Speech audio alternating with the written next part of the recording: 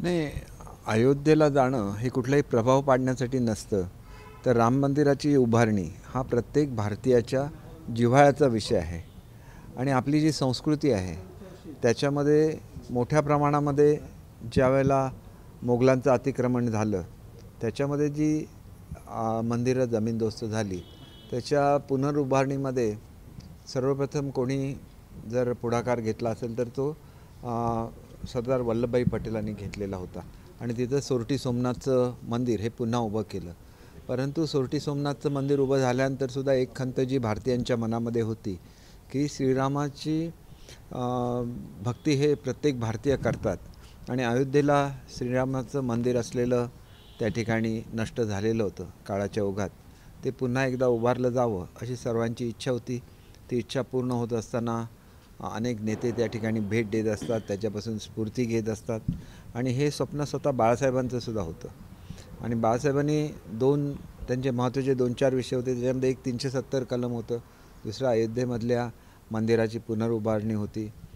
आणि म्हणून मला वाटतं की ज्यावेळेला आपण बाळासाहेबांच्या नावाने राज्य करतो त्यावेळेला आपण अयोध्येला जात असताना आपल्याकडचे भाविक तिथं गेले तर त्यांच्या निवासासाठी आपण काही सोयी करू शकतो का, याचासुद्धा विचार प्राधान्याने झाला पाहिजे असं मला वाटतं. साहेब, दौऱ्यावरच इम्रान प्रतापगडे जे खासदार आहेत त्यांनी टीका केली आहे, पुढच्या वेळेस 4 धाम करतील मुख्यमंत्री, कारण BJPने त्यांची अशी अवस्था करून ठेवली आहे. काय करतील?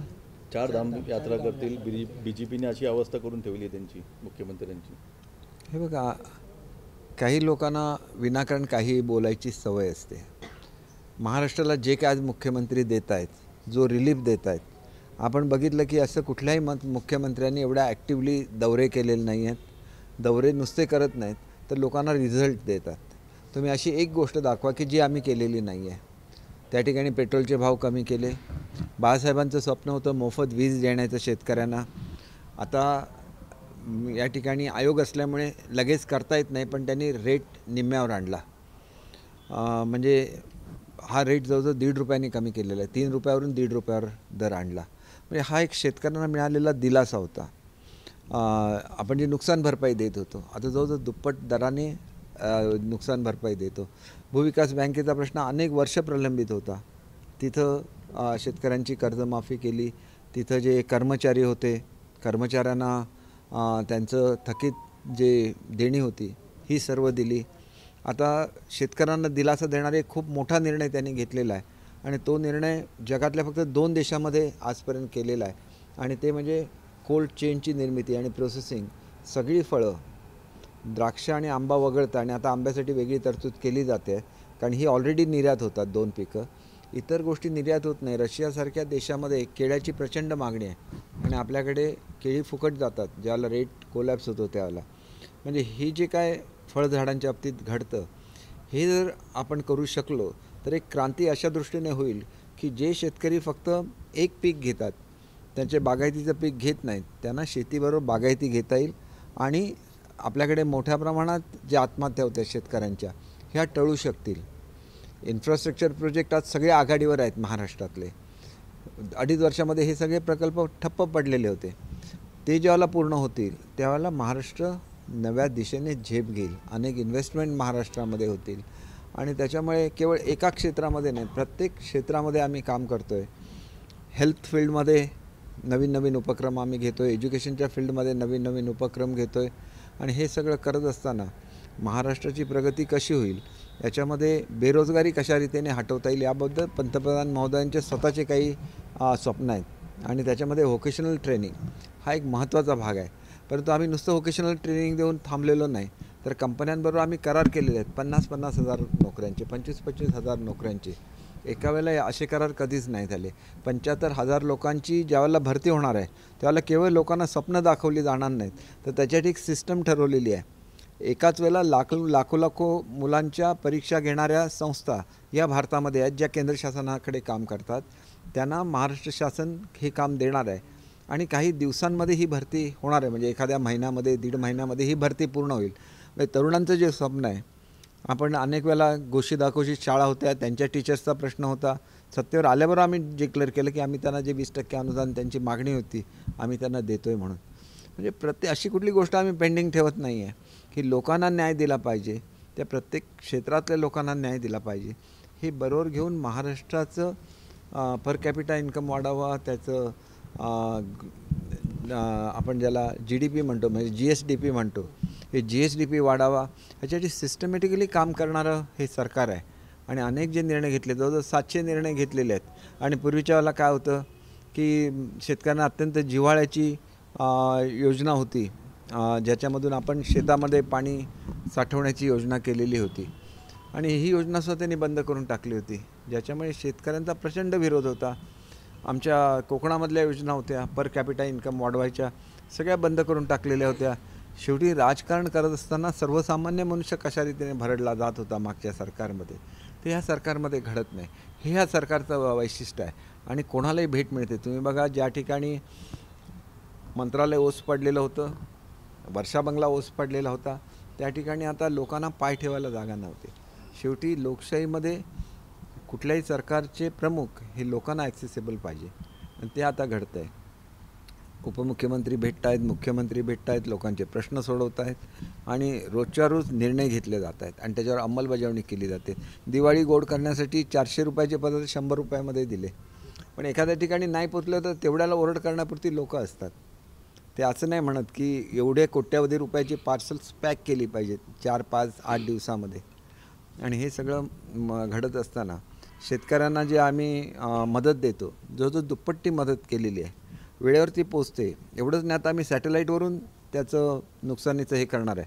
म्हणजे कसं होतं की 2-3 महिने जातात तुम्ही जमिनीवर पंचनामे करायला, काही दिवसांमध्ये ही माहिती उपलब्ध होऊ शकते. एका क्लिकमध्ये शेतकऱ्यांचे 6 लाख अकाउंटवर पैसे गेले. 50,000 रुपये आम्हीच डिक्लेअर केले होते की शेतकऱ्यांना द्यायचे, जे वेळेवर कर्ज भरतात. कधी दिले? त्यांनी कधी दिलेच नाही. हे सुद्धा आम्ही दिले आणि एका क्लिकमध्ये पैसे शेतकऱ्यांच्या अकाउंटला ट्रान्सफर केले. आणि त्याच्यामुळे मला वाटतं की काम करणाऱ्यांचं सरकार आहे.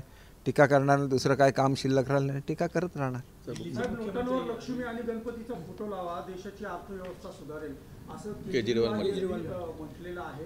तुम्ही कसं बघता याकडे? असं आहे की बघा, बोलणाऱ्याला काहीही बोलता येतं. देशाच्या अर्थव्यवस्थेमध्ये कोणी बदल केले याचा आपण विचार केला पाहिजे. स्टार्टअप्स कोणी तयार केली, तरुण उद्योजकांना कोणी प्रोत्साहन दिलं. आतापर्यंत शेतकऱ्यांचं जी सबसिडी आहे ही मधल्यामध्ये खाल्ली जात होती. शेतकऱ्यांच्या अकाउंटला थेट पैसे जमा करायची सुरुवात कोणी केली याचासुद्धा विचार केजरीवाल साहेबांनी केला पाहिजे.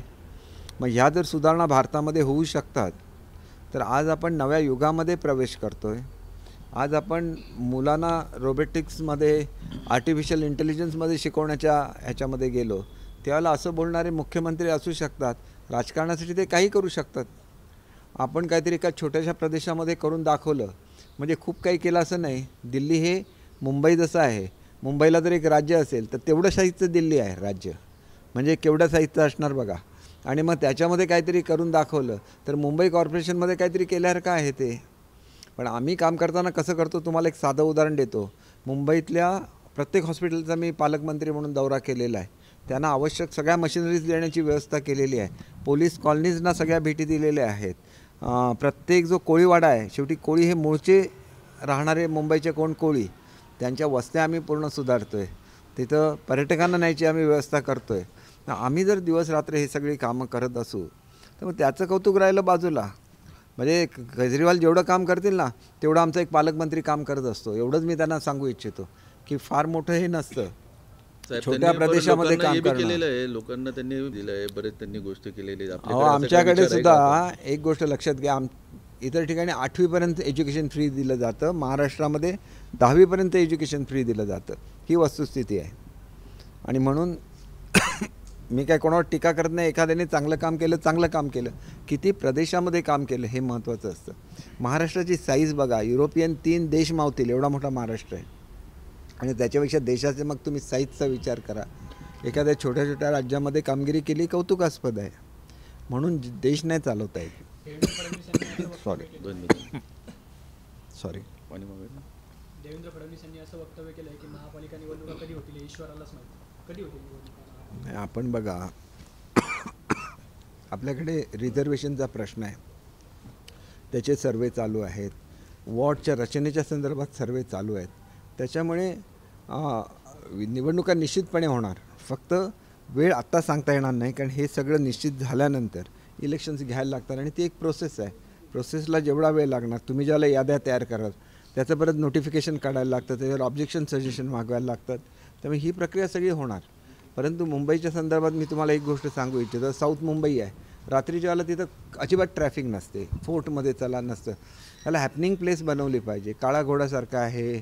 तुम्ही इथून जर बाणगंगेला गेला तर एवढं सुंदर बाणगंगा आहे. तिथं अजून लोकांची वर्दळ झाली पाहिजे, पर्यटक आले पाहिजे, त्यांनी हे सगळं वैभव बघितलं पाहिजे आणि लोकांना रोजगार निर्माण झाला पाहिजे. आणि म्हणून मला वाटतं की केवळ मुंबई नाही, सगळी शहरं सुधारण्याचं एक मिशन हे आमचे मुख्यमंत्री उपमुख्यमंत्री यांनी घेतलेलं आहे. आणि केंद्राचे आणि राज्याचे जे संबंध बिघडलेले होते, आम्ही बघा 12,000 कोटीची मागणी केली स्वच्छता अभियानची. 12,000 कोटी रुपये आम्हाला केंद्र शासनाकडून मिळाले. आपण योग्य ती मागणी केली पाहिजे, ते पैसे मिळवून घेतले पाहिजे. ते जनतेच्या हितासाठी असतात, आमच्यासाठी नसतात ते पैसे. मग ते मिळू शकतात. हे सुद्धा लोकांना पहिल्यांदा जाणवायला लागलं आहे. रोज उठलं की एक लेख लिहायचा केंद्र शासनावर, वाटेल तशा शिव्या घालायच्या आणि नंतर मग केंद्र आम्हाला सहकार्य करत नाही असं म्हणायचं. ह्याच्यातून महाराष्ट्र बाहेर पडलेला आहे. महाराष्ट्र प्रगतीच्या दिशेने झेप घेतो आहे. जे अर्धवट प्रोजेक्ट होते सगळेचे सगळे आता पूर्ण होत आहेत. आणि त्याच्यामुळे माझी खात्री आहे की ज्या युतीला लोकांनी मतदान केलं ती युती पुन्हा एकदा सत्तेवर आलेली आहेत. लोक आनंदी आहेत. आनंदाने गणपती सण साजरा केला, आनंदाने त्या ठिकाणी दहीहंडीचा सण साजरा केला, आनंदाने नवरात्र साजरी केली आणि दिवाळीचा तसाच जल्लोष आहे. हे लोकांच्या आनंदाचं प्रतीक आहे असं मी समजतो आणि त्याच्यामुळे सर्वांना दीपावलीच्या हार्दिक शुभेच्छा देतो. ठाकरे गटाचे 2 ते 2.5 लाख प्रतिज्ञापत्र निवडणूक आयोगाच्या विहित नमुन्यात नसल्यानं ते निरुपयोगी ठरलेले, म्हणजे त्या निवडणूक आयोगाच्या फॉर्मॅटमध्ये ते बसत नाहीये. शिंदे गटानं नेमकी किती प्रतिज्ञापत्र दिले आहेत आणि हा फॉर्मॅट म्हणजे नक्की काय असतो? नाही, एक गोष्ट अशी आहे की केवळ फॉर्मॅटच चुकीचं असं नाही, तर जे स्टॅम्पचं स्कॅम घडलेलं आहे ते सुद्धा त्यांच्याच संदर्भातलं आहे ना. आज ते नोटरी आहेत, ते गायब आहेत. तिथं जे मिळालेली प्रतिज्ञापत्र आहेत त्यांची कोणी चौकशी करून बघावी. त्यांचाच संबंध त्याच्याशी आढळून येईल. म्हणजे एका ठिकाणी बसायचं, शिक्के मारून घ्यायचे आणि त्याच्यामधून काहीतरी फ्रॉड करायचं, अशाने पक्ष टिकत नाही. आणि तुम्ही मला सांगा, केवळ पक्ष म्हणून वाजवत राहायचं, आमच्या पक्षामध्ये हे झालं, आमच्या पक्षामध्ये ते झालं. आपण आधी दुर्लक्ष केलं. पक्षाच्या पलीकडे जाऊन जनता असते. जनतेचे किती प्रश्न तुम्ही मांडले, जनतेसाठी तुम्ही काय भांडला, जनतेसाठी तुम्ही काय केलं, याचंसुद्धा उत्तर दिलं पाहिजे. नाहीतर माझा पक्ष म्हणजे महाराष्ट्र आहे असं समजण्यामध्ये काय अर्थ नसतो. असा पक्ष बाळासाहेबांच्या काळामध्ये होता आणि तो पक्ष आम्हाला पुन्हा एकदा उभा करायचा आहे की जो जनतेची काळजी घेईल. 80% समाजकारण आणि 20% राजकारण करेल. आता 90% राजकारण चाललेलं आहे. तुम्ही बघा, दुसरा विषयच नसतो. सकाळी उठलं की राजकारण, दुपारी राजकारण, रात्री राजकारण, दुसरी स्टेटमेंट नाही. आसूड म्हणायचं आणि काय म्हणायचं. याच्या पलीकडे जाऊन लोकांचं हित आहे की नाही, लोकांचे प्रश्न आहेत की नाही. 4 महिन्यानंतर कळलं की आता लोकांच्याकडे हे आलं आहे म्हणून, पूर आले होते, शेतकरी अफेक्ट झालेला आहे म्हणून. त्याला कधी 50,000 रुपयाची मागणी केली तर कधी दिलेलं नाही आहे. मी कधी, आपण एक गोष्ट लक्षात ठेवा, उद्धव साहेबांच्याबद्दल मला अतिशय आदर आहे, मी त्यांच्या विरोधी कधी बोलत नाही. परंतु अशी मागणी करणं की ज्याला तुम्ही सत्तेवर होता त्याला त्यांचे असलेले 50,000 रुपयेसुद्धा आपण देऊ शकला नव्हता, जे मंजूर 50,000 रुपये होते. आणि आता नुकसान भरपाई दुप्पट केल्या असतानासुद्धा लोकांची दिशाभूल होता का म्हणे, याची काळजीसुद्धा एक ज्येष्ठ नेते म्हणून त्यांनी घेतली पाहिजे असं मला वाटतं. साहेब, बच्चू कडू यांनी प्रेस कॉन्फरन्स घेऊन इशारा दिला आहे 1 तारखेपर्यंत मुख्यमंत्र्यांनी उपमुख्यमंत्र्यांनी मंत्रिमंडळाचा निर्णय घेतला नाही तो माझ्याबरोबर 12 आमदार आहे, मी बाहेर पडण्याचा असा इशारा दिला आहे त्यांनी. हे बघा, ते एक ज्येष्ठ नेते आहेत, त्यांच्या पक्षामध्ये 2 आमदार आहेत. त्याच्यामुळे इतर आमदारांच्या वतीने ते बोलत असतील तर मला त्यातली वस्तुस्थिती माहिती नाही. लवकरच ते मंत्रिपदी दिसतील अशी आमची सगळ्यांची अपेक्षा आहे. आणि त्याच्यामुळे जो मनुष्य मंत्री बनणार आहे त्यांनी थोडासा संयमसुद्धा ठेवला पाहिजे असं मला वाटतं. ते माझ्या जवळचे आहे. नाही, मला याची थेट माहिती देता येणार नाही. परंतु त्यांनी जे केलेली होती, शिंदे गट म्हणण्यापेक्षा आम्ही शिवसेना आहोत, बाळासाहेबांची शिवसेना आहोत. तर आम्ही त्यांच्या दुप्पट उद्धव साहेबांची जी शिवसेना आहे, ज्याला उद्धव शिवसेना असं, उद्धव बाळासाहेब ठाकरे शिवसेना असं म्हटलं जातं, त्यांनी केली त्याच्या 1.5 आम्ही केलेली आहेत. आणि आमची सगळी व्हॅलिड ॲफिडेविट्स आहेत. गोविंद बागेत जे पवार कुटुंबाची दिवाळी झाली, त्या बॅनरवर अजित पवारांचा भावी मुख्यमंत्री असा उल्लेख केला. तुम्हाला काय वाटतं, महाविकास आघाडीकडून अजित पवार मुख्यमंत्री पदाचे उमेदवार असतील? नाही, ते मुख्यमंत्री पदाचे उमेदवार असतील की नाही हे त्यांच्या पक्षाने ठरवायचं आहे. आणि म्हणून अशी सुद्धा अफवा आहे की पक्षातले बरेच लोक नाराज आहेत आणि ते फुटून भाजपमध्ये जाणार असंही लोक बोलतात. दुसऱ्याच्या पक्षाबद्दल आम्ही का बोलावं? आम्ही त्यांच्या पक्षाबद्दल काय बोलत नाही. त्यांना विरोधी पक्षाचा रोल दिला आहे, त्यांनी तो व्यवस्थित विरोधी पक्षाचा रोल करावा. आगामी मुंबई महापालिका निवडणुकीत मनसे, भाजप आणि शिंदे गट यांची युती होण्याची चर्चा आहे. कालच श्रीकांत शिंदे यांनी राज ठाकरेंची भेट घेतली. भेट घेतली ह्याचा अर्थ युती होणार असं तुम्ही काढण्याची आवश्यकता नाही. युती ज्याला होणार त्याला आदरणीय एकनाथ शिंदेसाहेब त्याची घोषणा करतील आणि त्याच वेळेला ती युती होईल. एकनाथ शिंदेसाहेबांचे चांगले संबंध हे सर्वांचीच आहेत. राज ठाकरे साहेबांच्याबद्दल त्यांना आदर आहे आणि त्या आदरापोटी वेळोवेळी ते त्यांची भेट घेत असतात. परंतु युतीच्या संदर्भात अशी ज्याला अधिकृत घोषणा ते मला करायला सांगतील पक्षाचा मुख्य प्रवक्ता म्हणून, त्याच वेळेला मी ह्याच्याबद्दल काहीतरी बोलू शकेन. नाहीतर हे सगळे अंदाज असतात आणि हे अंदाज खरेच असतात असं काही नाही.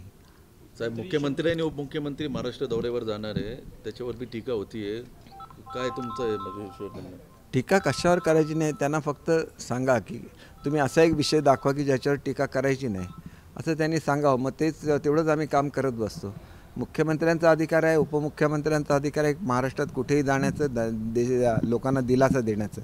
आणि ते केल्यामुळे जर टीका होत असेल तर टीका करणाऱ्यांनी टीका करत राहावी, काम करणाऱ्यांनी काम करत राहावं. टीका करणारे कधी काम करत नाहीत आणि काम करणारे टीकेची कधी पर्वा करत नाहीत. मंत्री शंभूराज देसाईंनी असं म्हटलं की राष्ट्रपतीला आम्ही पुढचे 15 वर्ष सत्तेत येऊ देणार. पण पुढचे 15 वर्ष तुम्ही सत्तेत आहात. 15 वर्ष सत्तेत आम्ही ज्या स्पीडने कामं करतो आहे, गेल्या काही महिन्यांमध्ये आम्ही 700पेक्षा जास्त जनहिताचे निर्णय घेतलेले आहेत. त्याच्यामुळे जनता आम्हाला ठेवणार आहे 15 वर्ष. आम्ही असं म्हणत नाही आम्ही राहणार म्हणून. जनताच आम्हाला 15 वर्ष, आता त्यांचा अंदाज 15 वर्षात त्यांनी तो एवढा कमी का केला हे मला कळत नाही. साहेब, एक शेवटचा प्रश्न. केजरीवाल असं म्हटले जे हिजाब प्रकरण सध्या चालू आहे, ज्यांनी हिजाब घातलं होतं ते पंतप्रधान होतील असं त्यांनी विधान केलं केजरीवालांनी. काय विधान केलं? ते जी मुलगी हिजाब घालून जे वाद सुरू होता कर्नाटकामध्ये, ती मुलगी पंतप्रधान होतील असं त्यांनी विधान केलं आहे. एक असं असतं की राजकारणाच्या पलीकडे देशाचं हित बघितलं नाही तर अशी विधानं केली जातात. ती किती सिरियस घ्यायची हा प्रश्न असतो. आणि त्याच्यामुळे मला वाटतं की त्यांच्यासारख्या मॅच्युअर्ड माणसाने अशी विधानं न करणं हे योग्य आहे. ज्याला आपण देशाचा विचार करतो, गोव्यासारख्या राज्यामध्ये सर्वच्या सर्व सीट्स उभ्या केलेल्या होत्या, एकही सीट निवडून आली नाही. ही वस्तुस्थिती आहे ना. देश खूप मोठा आहे. देश काय एवढा छोटा नाही की तो दिल्लीचं राज्य आणि पंजाब राज्य एवढा मोठा देश नाही आहे. देश हा प्रचंड आहे.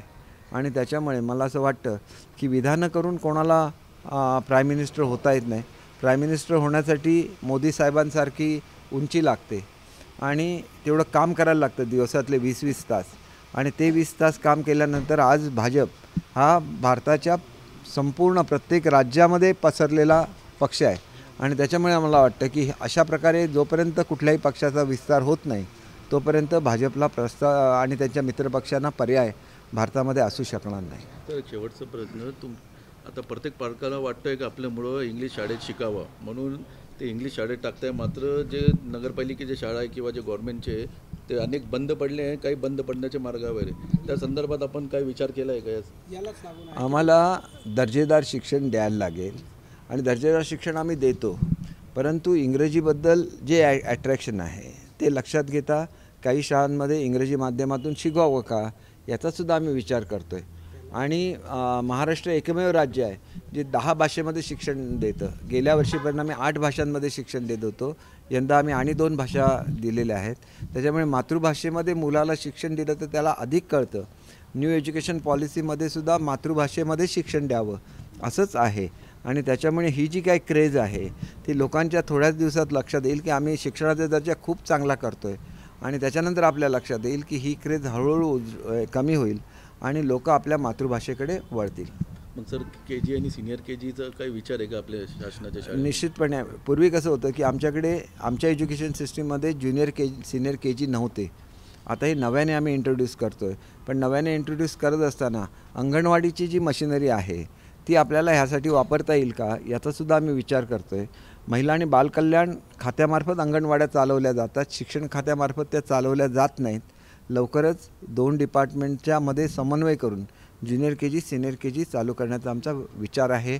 अजून हे फायनल झालेलं नाही आहे. ज्यावेळेला ही चर्चा होईल त्यावेळेला त्यांच्या असलेल्या इमारती, तिथं असलेली मुलं यानं एक चांगलं भवितव्य निर्माण होईल.